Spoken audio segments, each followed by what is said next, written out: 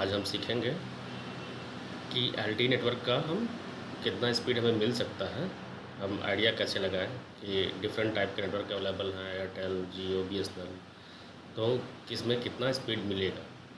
तो speed depend करता है कि उस नेटवर्क के पास कितना बैंडविड्थ अवेलेबल है नेटवर्क को चलाने के लिए। जैसे 1.4 मेगाहर्ट्ज़ अगर अवेलेबल है तो इसमें 6 रिसोर्स ब्लॉक होंगे। अगर 5 मेगाहर्ट्ज़ से अवेलेबल है बैंडविड्थ, 25 रैप होंगे रिसोर्स ब्लॉक।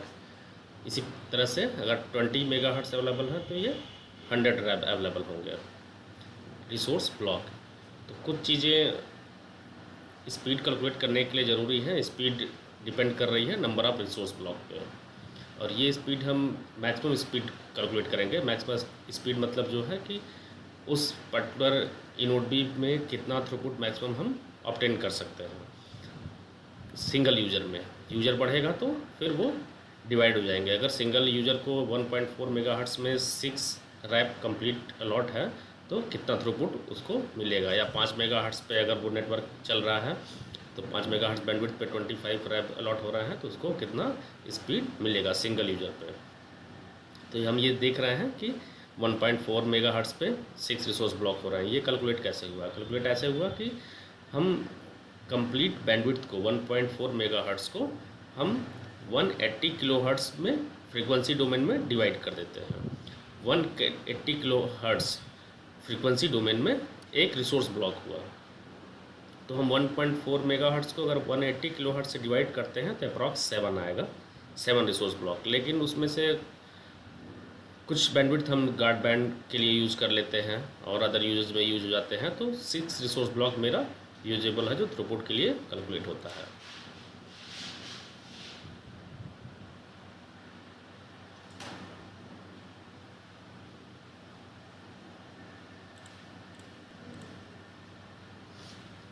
जैसा यहाँ पे दिख रहा है कि 1 रिसोर्स ब्लॉक आपका 180 किलोहर्ट्ज़ का है फ्रीक्वेंसी डोमेन में। अब 180 किलोहर्ट्ज़ का एक रिसोर्स ब्लॉक है, इसको हम 15 किलोहर्ट्ज़ के पार्ट में डिवाइड कर देते हैं। 15 किलोहर्ट्ज़, 30, 60 ऐसे करके 180 किलोहर्ट्ज़ तक। तो अगर हम 180 किलोहर्ट्ज़ को 15 किलोहर्ट्ज़ से डिवाइड करते हैं तो मेरा 12 आता है। ये कहलाता है मेरा सब कैरियर। मतलब हम एक रिसोर्स ब्लॉक मेरा फ्रीक्वेंसी डोमेन में 180 किलोहर्ट्ज़ है, तो 180 किलोहर्ट्ज़ को हम 15 किलोहर्ट्ज़ के छोटे छोटे पार्ट में डिवाइड कर दिए, तो मेरा टोटल नंबर ऑफ सब कैरियर कितना हुआ? 12 सब कैरियर। अब रिसोर्स ब्लॉक फ्रीक्वेंसी डोमेन में 15 किलोहर्ट्ज़ में डिवाइड हुआ था, 12 सब कैरियर हुए थे।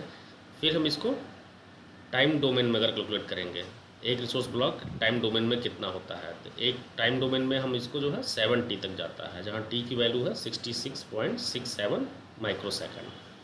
तो फ्रीक्वेंसी डोमेन में 180 किलोहर्ट्ज़ और टाइम डोमेन में 7T मतलब हो गया लगभग जो है 7 × 66.67 माइक्रोसेकंड, अप्रॉक्स जो है 0.5 मिली सेकंड आएगा, हाफ मिली सेकंड अप्रॉक्स आएगा लगभग जो है।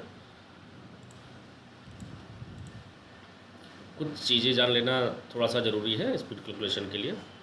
इसमें 1 रिसोर्स ब्लॉक 12 सब कैरियर है। अब यहाँ हम देख रहे हैं कि 1 रिसोर्स ब्लॉक 12 सब कैरियर कंटेन कर रहा है, और अगर हम टाइम डोमेन में बात कर रहे हैं तो 7 OFD में सिंबल है। OFD में सिंबल जो टाइम डोमेन में हम कैलकुलेट कर रहे हैं, तो जैसा कि यहाँ पे देख रहे हैं, ये हो गया एक रिसोर्स एलिमेंट, या फिर इसको बोल रहे हैं कि OFD में सिंबल है 7T तक। तो इसमें मेरा बिट जो है कैरी करता है, ये बिट कैरी करता है। तो कितना बिट कैरी कर सकते हैं ये डिपेंड करता है कि हम मल्टीपल एक्सेस टेक्निक कौन सी यूज़ कर रहे हैं। जैसे हम अगर सिंपल मॉड्यूलेशन स्कीम यूज़ कर रहे हैं BPS के, तो उसमें 1 बिट कैरी करेगा। QPS के 2 बिट कैरी करेगा, 16 QAM 4 बिट कैरी करेगा, 64 QAM अगर हम यूज़ कर रहे हैं तो 6 बिट क्वेरी करेगा। और अगर इसी तरह हम 256 QAM यूज़ कर रहे हैं हाई मॉड्यूलेशन टेक्निक, तो उसमें मेरा 8 बिट मेरा कैरी करेगा। तो मॉड्यूलेशन टेक्निक मेरी जितनी हाई होगी उतनी ही मेरी थ्रूपुट बढ़ेगी, क्योंकि नंबर ऑफ़ बिट कैरी जो कैपेसिटी है वो बढ़ जा रही है, जो कि यहाँ पे दिखाया गया है। कि मॉड्यूलेशन टेक्निक पे डिपेंड करता है। BPS के 1 बिट पर सिंबल, QPS के 2 बिट, जैसा कि दिखा रहा है 256 को हम 8 बिट पर सिंबल कैलकुलेट कर रहा है।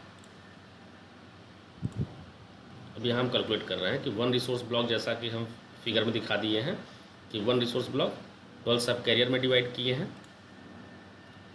1 2 3 4 ऐसे करके 12 सब कैरियर हो गए और 7 OFD में सिंबल हो गया, 70 तक है। तो कैलकुलेट कैसे करेंगे, कितना ले सकता है वो, कि 1 रिसोर्स ब्लॉक कैन कैरी 12 सब कैरियर, 12 इंटू 7 सिंबल, ये 0.5 मिली सेकेंड में इतना वो बिट कैरी कर रहा है। तो हम स्पीड निकालते हैं पर सेकंड, तो पर मिली सेकंड में हो जाएगा, 2 से मल्टीप्लाई कर दिए, इतना सिंबल पर मिली सेकंड कैरी कर रहा है।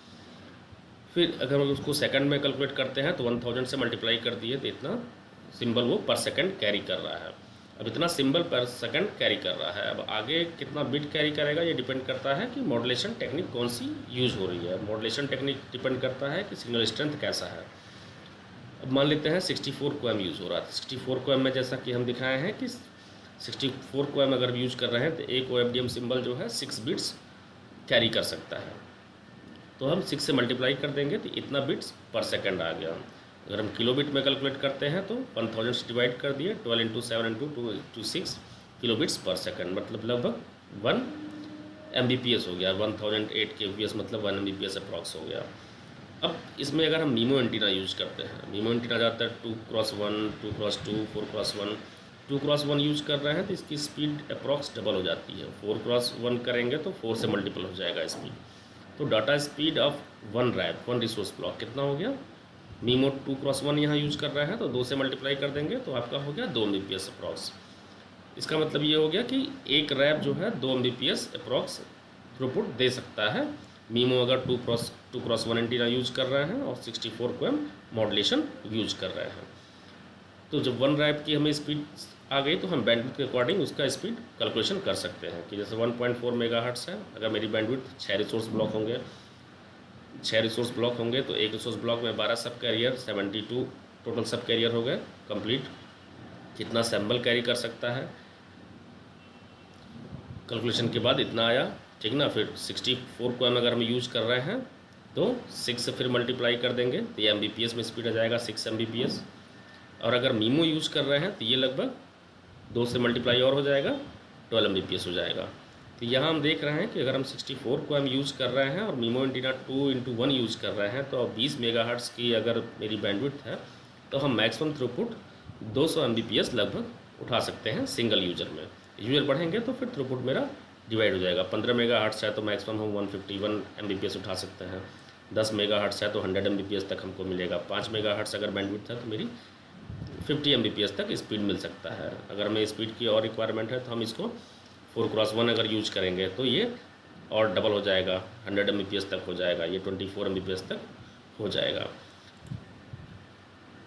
इस तरह हम जो है देख रहे हैं कि हम LTE में डेटा स्पीड कैसे कैलकुलेट कर सकते हैं कि कितना वो स्पीड हमको मिल सकता है एज पर जो है उसको बैंडविड्थ जितना अलॉट हुआ है। Thank you.